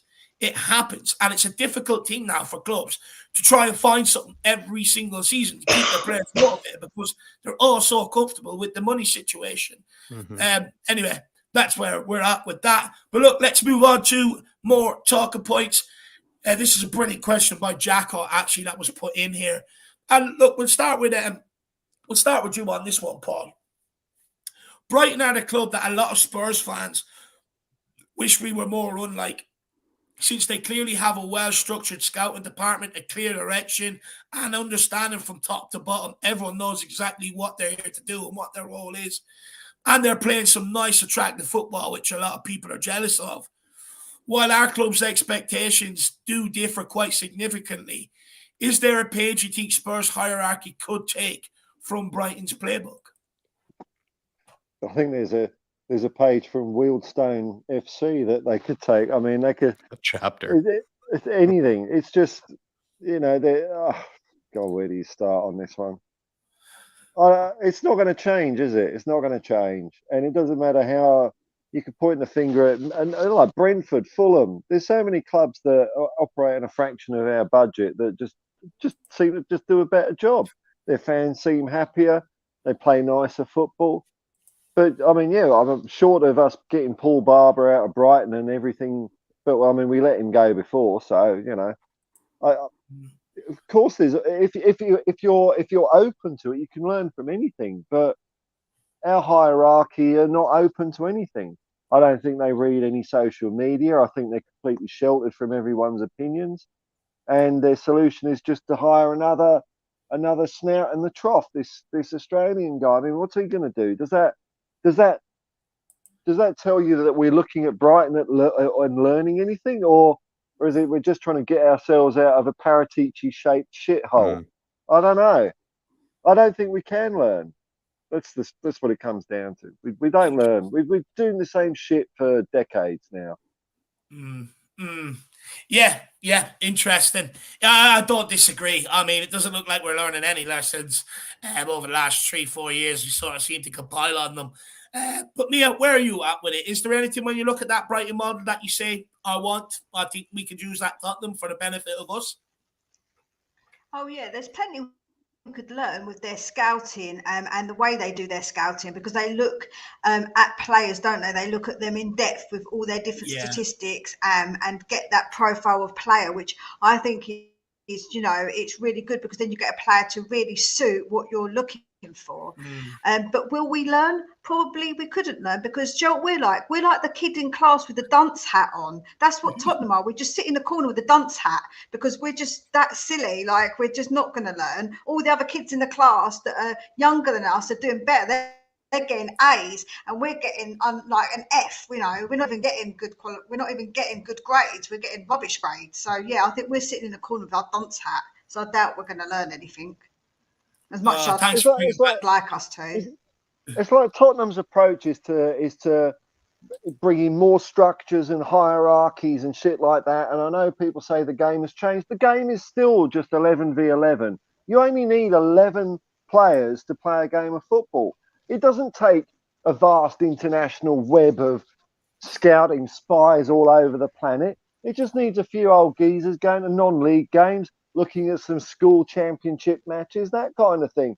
The actual fundamentals of the game has not changed. So why the fuck we have to have, you know, director of shitholes here and manager of this and chief foobar of this, and it's all just so fucking confusing. It's a game of football, but it's like the rules haven't changed that much, have they? So why are we fucking around with all this?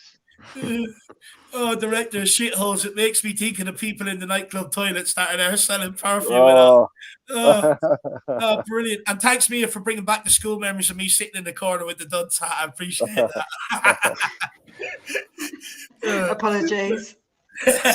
Love it. Love it. Director of shitholes. That's brilliant. That's absolutely brilliant. But Jacko, is there when you look at Brighton, what do you think it is that Tottenham could take from there? Obviously, a lot of people say Paul Barber, who was actually at Tottenham before we got rid of him. But is there anything else you look at that you say, yeah, let's sort of copy that or let's implement it? Yeah, let's copy their competency. The way that let's play the football the way they do. The way that they're able to just do things correctly and do things efficiently and do things the right way.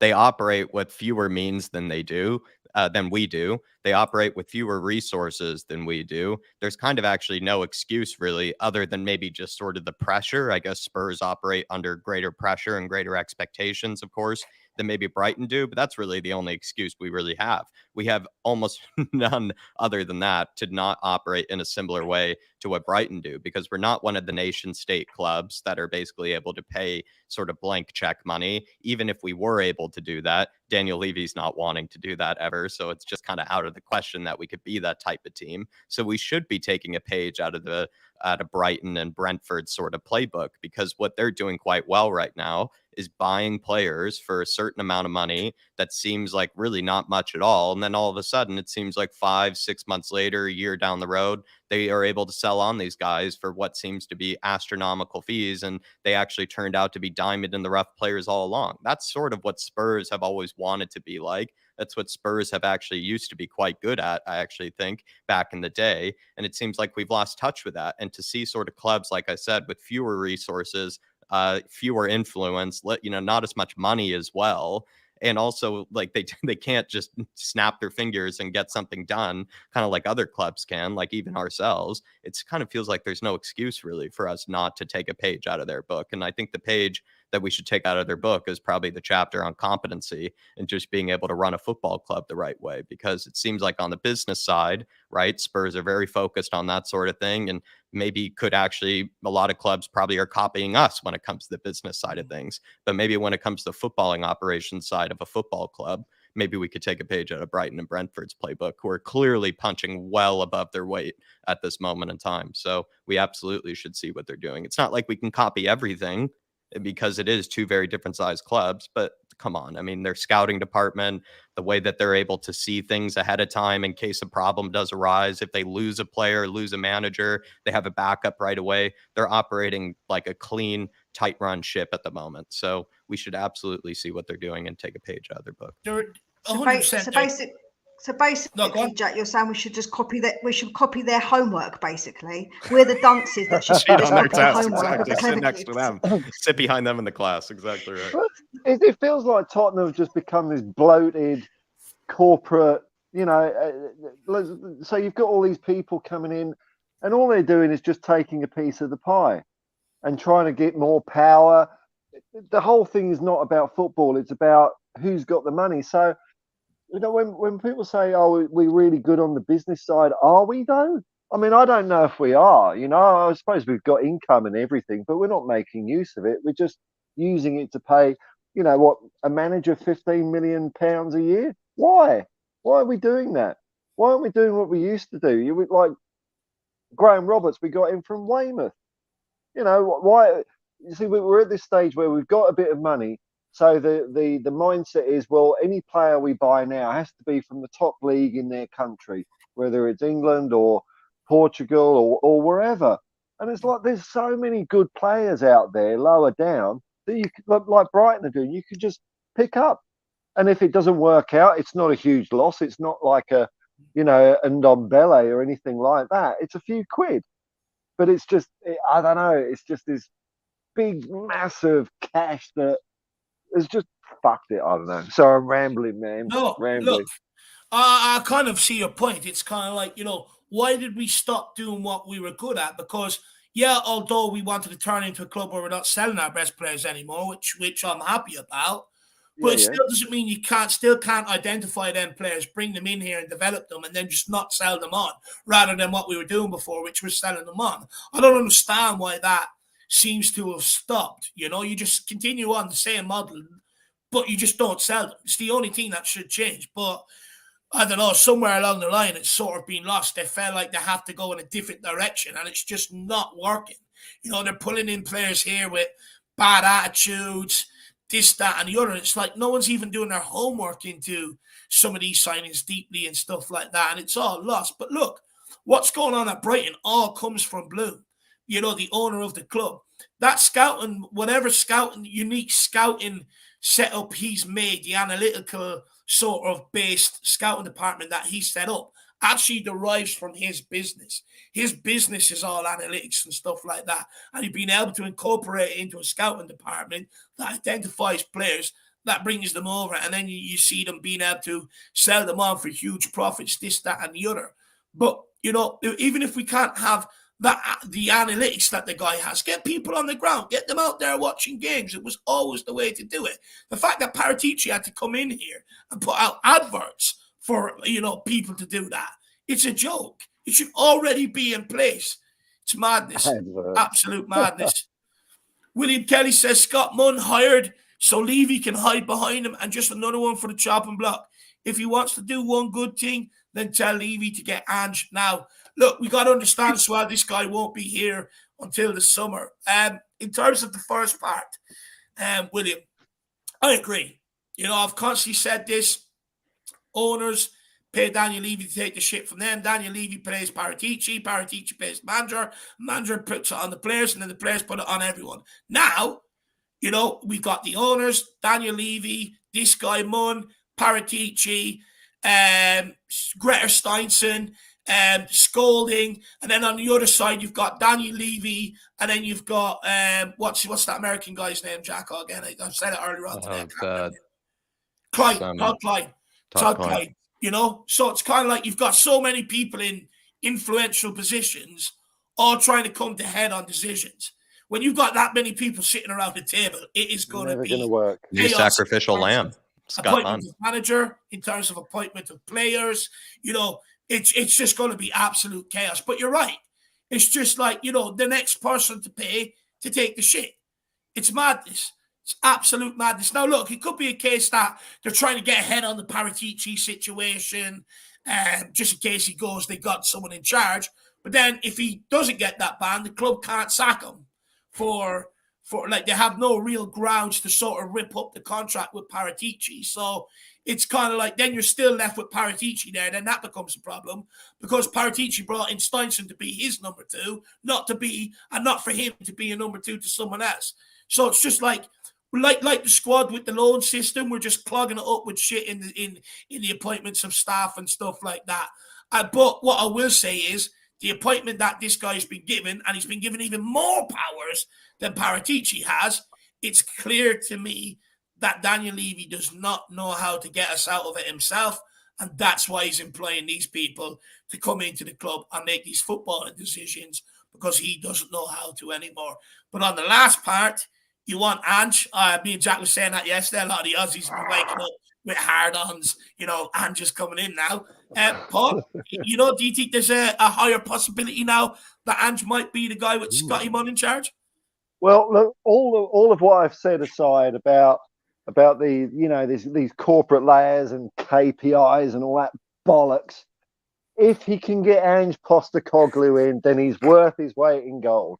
Because I'm still on the Ange bandwagon here, and the only hope I've got is that, you know, the Levy and the board assumed that Conte would stay until the end of the season, so they've lined someone up for the close season. I don't think Ange would leave Celtic during the season, because it didn't go well for Brendan Rodgers when he did that, and maybe Ange is on the list. I really hope so, and I'm seeing a bit more positivity about Ange now from Spurs fans. People have moved from the who the fuck is this guy to finding out a bit more about him. He's top quality. And by the way, just as you speak about him, Welsh Gal is saying that Celtic are 1-0 up. Oh, well, that's a game I don't have to watch the first half. Thanks for that. I was, Oh, my yeah, bad. well, Still here. yeah, well, look, he I forgot. Oh, that's throwing me now. Hang on, what was I going to say? People are finally getting about some Max recognition of Dixon. Ange, or you were saying some people finally have done the research on Ange or are starting to get to know him now? Yeah, and I think the best way to do the research on Ange is just to listen to some of his press conferences and listen to what the guy says about football. See, there's a couple of team talks that he's been mic'd up for, or training sessions. I tell you, the training session he was mic'd up for, it wasn't our bunch of wallies just poodling around on bikes. He was up them. He was up them. And he's up them on the sideline. If they pass backwards, there's a clip of him where Celtic passed back to their goalkeeper, and Ange Postecoglou's going off his fucking nut at his players for passing backwards. What I like to You see. know, you go that way. The way to find out about him is just to look at the man, and if the man doesn't sell you, you'll never be sold. But and I'm not saying this because he's Australian, because Scott Munn, I've got no fucking idea about. I'm not impressed. As I say, he's probably some rich kid. I don't care. But Ange Postecoglou is the real deal. He was coached by Ferenc Puskas, for fuck's sake. You know that trophy that they give to a Spurs player for doing a flash goal? That guy, the Hungarian wizard, he taught Ange Postecoglou how to play fucking football. What more do you need? But there you are, William. You know, Paul's gone after it with some real vigor there to try and convince people. William, Number one. Perhaps let us know why you think he's the guy to take the job. Big up, William. Really appreciate the support, brother. And then we've got, oh, by the way, as well, actually, everyone, William had a bit of a boo-boo, a bit of an accident, you know, but he's recovering fine now. But everyone, wish William the best of luck. And he's also got my little baby ready. I'll show you this now in 1 second. And we'll just take this super chat from Dermatron. And he says, actually, I'll show you the William Kelly thing first. I mean, look at that. How sexy. Gorge. Nice. Absolutely gorge. Looks like a cake, honestly. Looks like a beautiful cake that's just been sliced out, actually. Gorge. So if anyone wants anything made like that for Christmas, birthday presents, or anything like that, could do it in any flag, any colour. Get in contact with the great William Kelly. THFC till I die. Big up, Dermatron. Hopefully you are keeping well, sir. And he says we need to go back to our roots as a club to find what it means to be Tottenham Hotspur. Tottenham Hotspur means to dare is to do.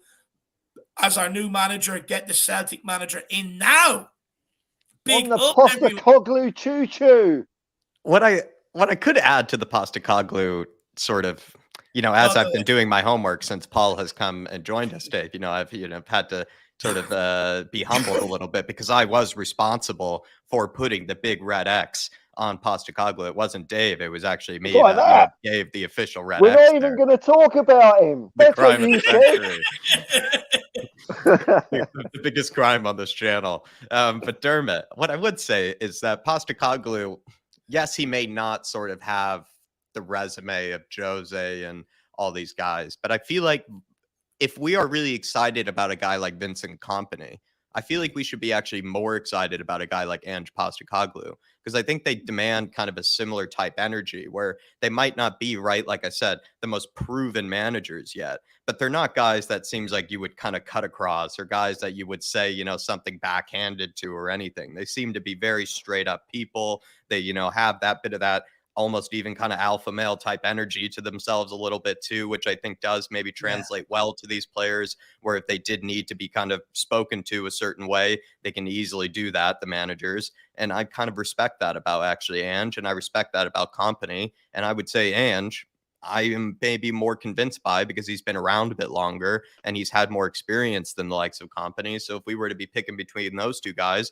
I think I would go for actually Postecoglou, just because they have that similar type of charisma where they demand respect from their players, but they also are very good talkers. Like you said, in the press conferences, he's, you know, easy guy to listen to, knows how to speak well, knows how to make sense, but also doesn't fancy things up or anything else either, I think, Postecoglou. So I feel like if what you like about Kompany, you should like about Postecoglou. So I think that's what I like about And also he's Greek. So for me, Greek. He's Greek, so he gets the seal of approval on the Greek front for me. That's all good. Yeah, I was going to say the players will get very upset when he starts swearing at them in Greek. They're the only words I know. Give us a few of them in Greek, me. I don't know any. Give us one. If you say skada is shit, so he'll be saying that probably a lot. I'll be screaming that on the watch along today, so make sure you tune in. Skada, skada, skada. Love it.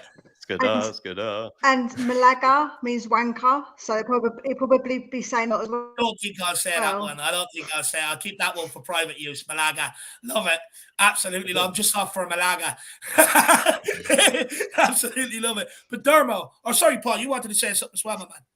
Well, the other, people, Ange Postecoglou, he hasn't got the experience. Every level he's been at, he's won. He's won everything that's been put in front of him.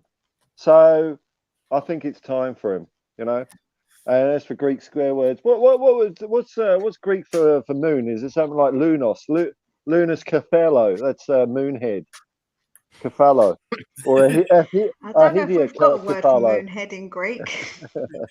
Get back to us with that, though, Mia. There's a bit of homework. What's moonhead in Greek? Malaka. Love it. But Dermo, I agree with you. We do need to get back to the Tottenham way of things. It's about getting people off their seat. Having good players that have always got people off their seat. That's what getting back to Tottenham is, and we need to get back to that way. Big up, Dermotron. Hopefully you and Derv are keeping well, my man. Guys, we're going to run for about another 10, maybe 15 minutes here. If you are enjoying the show and you have enjoyed it today, absolutely hit that like button. Smash it with an Easter egg. Smash it with the buttons that come with the Easter egg. I do not mind. It's Easter, so make sure you smash it. That could be your Easter gift to me. Also, feel free, if you have enjoyed it, feel free to get in your super chats with your thoughts, opinions, and everything else, and we'll make sure we get to them before we end off. It's a great way to support everything myself and Jack do here. Like I've said before, every YouTube channel needs it. No one has the big wigs behind them, funding this, funding that. It's all done by ourselves, and we do need that support. So feel free to get it in there. But we understand it is tough times. Most people have spent money on going away on holidays and Easter eggs, which are right to do. So just at least engage with us in these comments. Moonhead, moon boots. Yeah, we'll get that in Greek and we'll get it translated. And then anyone else that lives anywhere across the world, feel free to send in moonhead or moon boots in your language. Let's see what one sounds the best. And big up Phil P as well. Good to see you, along with Danny and Phil P. Whoa! Whoa. The comment there about, just because someone manages in Scotland, mate, and Gordon Strachan wasn't a good manager. What about Alex Ferguson then? I mean, come on. Fair enough. Good point. Good retort, actually. Good retort, to be fair. The mirroring Aberdeen, Man United. Forever. There you go. Love it. Look, guys, we're not going to get to all my questions today, so I'm just going to pick out a few sort of random ones here. Look, Stellini, it was worse than Conte, what we've seen Monday night, in my opinion. It was worse. I don't know. I didn't think it could get any worse, but somehow it did. But he didn't do anything off his own accord. He sort of just continued on the Conte way. And Jack, we'll go to you on this first. Stellini had said himself he is limited with the options he has because of injuries and suspensions. One option, though, would be switching to a 3-5-2. But that would mean sacrificing one of Son or Dejan Kulusevski. Who would you drop if you did switch to a 3-5-2 so we don't get overrun in the midfield? It's hard. At this moment in time, Sonny isn't in the best sort of form. Does he deserve to keep his spot at this moment in time? Maybe less so than probably Kulusevski. But if we were to go to a 3-5-2, I think you do have to keep Sonny on the pitch just to have some sort of pace up top. You do need to have somebody that can actually stretch that back line, because Harry Kane drops deep, holds up the ball, then he can have Sonny running in between the channels and see if he can play him in behind. Kulusevski, as good as he is on the ball, is not always the guy that's, making those runs in behind. He's usually coming short for it and trying to pick up the ball from his defenders or pick up the ball from his midfield, where Sonny's always, much more preferably trying to sit on the last man. So if we were to do that, I'd probably go with Sonny. But does he deserve it? Maybe not. I think you would probably sooner give it to someone like Richie, or Danjuma. Starting him seems unlikely, but Danjuma certainly deserves a crack, I think, in the second half at some stage in this game. But yeah, Dave, if he were to make a switch of some kind, I agree he's kind of limited. Stellini, that could be one of them, going to a 3-5-2. Maybe finding a way to leave Perisic off the pitch too could be an interesting thing. Maybe he just goes for something different, kind of just goes for a different sort of kind of player there on the left wing back. Like we've talked about Mundell, we've talked about maybe other players that can maybe just do a job out there on the day. You never know. So I don't know. And also maybe dropping Hugo would be nice. That could be a good, interesting thing to, speak about today. But first and foremost. Yeah, there aren't a lot of options for him. I do feel bad for him, and I do agree with you, Dave. It felt like maybe the Everton game was just sort of a poor man's version of Conte's kind of original system, or kind of a poor impersonation or a poor interpretation of like Conte's original system. I agree. He needs to try and be his own man, so he does. Mia, we'll come to you on the next question. It's kind of like, look, if we do switch to a 3-5-2, where's the creativity coming from? Because you're dropping out a creative player and putting in a defensive player in the midfield, because we don't have any creative midfielders. So if we do say switch to a 3-5-2 and do switch, where's the creativity going to come from? Right. So what I would actually do is I would put in the midfield as the creative midfielder, and we don't have to have a Danjuma and a Kulu, say, example, or Richie, it that way, because you have got Kane who does into that role. So we would use him in switch it up that way instead of dropping someone else who, we think, oh, don't drop that. Have Kane on the pitch and Richie on the pitch. So you do it that way. Just a thought. Yeah. Look, it'd be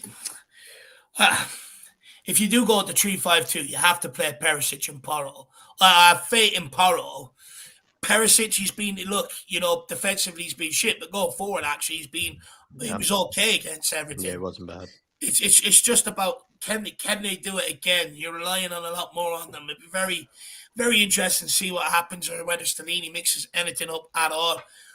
Paul, William Kelly says, living in Oz, I found Andrew's career. He has everything we need. He doesn't take any shit from anyone, but his team's player to play the best football, and it's been too long since we have seen good football. So I agree with him. I'm in exactly the same boat. I've been following him since he was an Australian youth coach. So it's a long time ago now. Long time. So he's just always impressed me every step of his career. But to your question about the midfield, I'd stick Sarr in as the extra man in midfield, and up front I'd play Son and Kane, just to see if Son has been crap because he's been played out of position or not. So give him a half, him and Kane back in the old days up front, see what they can do, and if not, then is Richarlison fit? Is he? Knock. No. He's out with a knock, apparently. Oh, well, then, I don't know. Put a pigeon up front with Harry Kane. I don't know. I mean, who else? It'd be nice to see Dan. Look, if we do play the same old shitty formation we have been, surely we've got to put give Danjuma a bit of time, haven't we? I mean, what the fuck have we got that player for? Me, you're going to say? No. No, I know. But I think Sarr has got the potential to be creative, and also he's not afraid of banging in a shot. Sorry, Mia. No, you're all good. You were going to say something, though, Mia?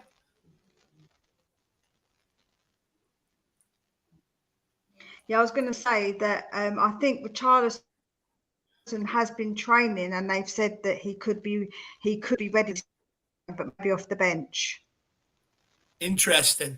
And let's wait and see what happens with. I'm sure that's what Stellini said. Let's see what happens with Richarlison today. Let's see whether he actually makes the bench or not. Because I'm fed up with the guy being injured. Actually, to be honest with you, anytime there seems to be like a sniff of an opportunity, you're like, oh, let's bring Richarlison.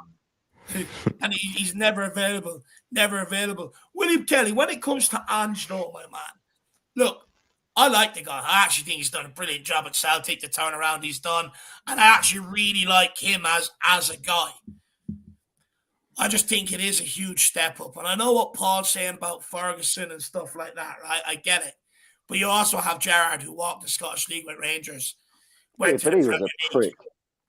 You know, the only thing I will say is Ange has a lot more experience. But look, if the guy comes in, you know me, I'll get behind him. I'll give him a chance and I'll support him. I just don't think Tottenham will take a risk like that. I don't think. All right, well, you can get him Mr. Skinny Jeans then. I don't want I don't want them. Don't want skinny jeans either. No, I just want a normal bloke. We've already tried the no risk win now managers. It doesn't bloody work. Fair. And at least Andrew's football would put a smile on your face, man. Because I mean, I've been watching Celtic quite a bit, and they are a fine team to watch. Very exciting. And they only play one way, flat out. That's it. Yeah. No, there's none of this game management, taking the ball at the corner flag shit. You know, in the last few minutes, they're always trying to score a goal. I do like the corner flag, though, so maybe if he could incorporate that into his game, I do like the corner flag. So well, then, if you could do that, that'd be nice. I would say, William. You're where the game's going wrong if you like to waste time like that, Jack. Come on, man. the youth are ruining it again.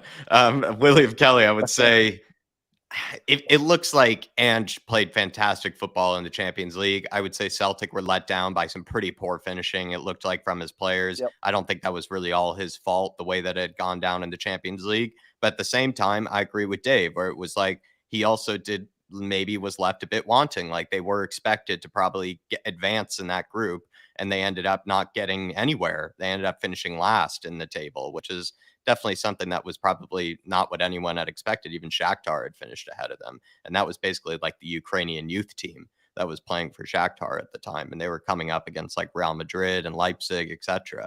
So I don't know. I think with Ange, he's playing fantastic football. I think he's probably just as proven, if not well more proven than Kompany. So I'd actually sooner bring in Postecoglou than I would Kompany. And Kompany's pretty high up there on the list at this moment in time. So that's what I would say. He seems to be a very similar type character, very similar charisma. And like you said, demands, doesn't take shit from anybody and demands a lot from his players and plays beautiful football. And that's what we need.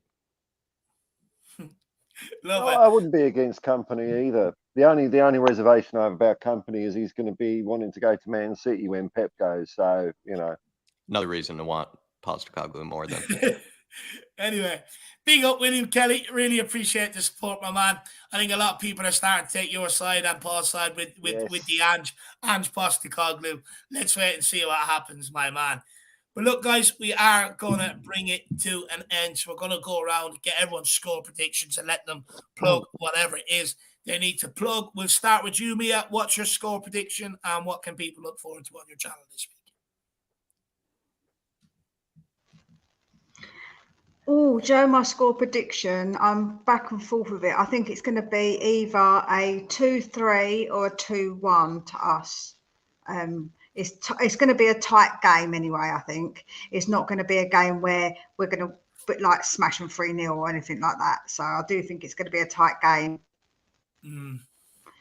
And my channel, I've just done my preview myself for the game. So if you've got time, it's not a particularly long video, so if you want to go over and watch it before the game, that would be fantastic.